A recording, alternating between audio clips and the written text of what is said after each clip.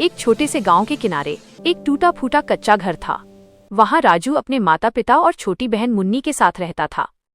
राजू के पिता शहर में मजदूरी करते थे और माँ लोगों के घरों में काम करती थी। घर में कभी कभी एक वक्त का खाना भी मुश्किल से जुट पाता था, लेकिन उस घर में प्यार की कोई कमी नहीं थी। राजू बहुत होशियार था।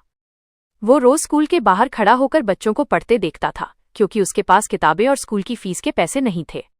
शाम को जब उसके पिता थककर घर लौटते तो राजू उनके पास बैठ जाता। एक दिन राजू ने जमीन पर लकड़ी से एक बड़े घर का नक्शा बनाया। उसने अपनी माँ से कहा, माँ, एक दिन मैं बहुत बड़ा आदमी बनूंगा और हमारे लिए पक्का घर बनाऊंगा जहाँ छत से पानी नहीं टपकेगा। माँ की आंखों में आंसू आ गए, पर उन्होंने मुस्कुराकर राजू का माथा चूम लिया। एक बार गांव में बहुत तेज बारिश हुई। राजू की झोपड़ी की छत टपकने लगी और घर में पानी भर गया। उस रात पूरा परिवार कोने में सिमट कर बैठा रहा।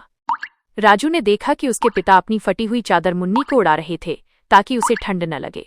राजू को एहसास हुआ कि गरीबी सिर्फ पैसों की कमी नहीं, बल्कि हर दिन की एक नई जंग है।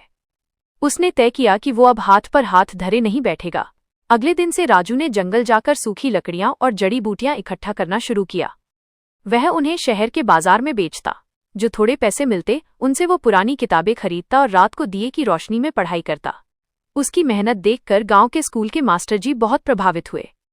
उन्होंने राजू की लगन देखकर उसे मुफ्त में पढ़ाना शुरू किया।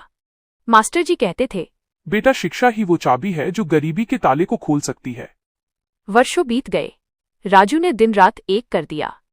उसने छात्रवृत्ति, स्कॉलरशिप जीती और शहर जाकर बड़ी पढ़ाई पूरी की। सालों बाद गांव में एक बड़ी गाड़ी रुकी।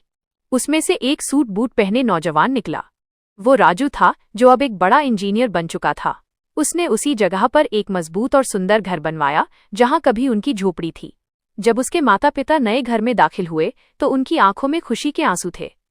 राजू ने साबित कर दिया कि गरीबी इंसान के हौसले से बड़ी नहीं होती।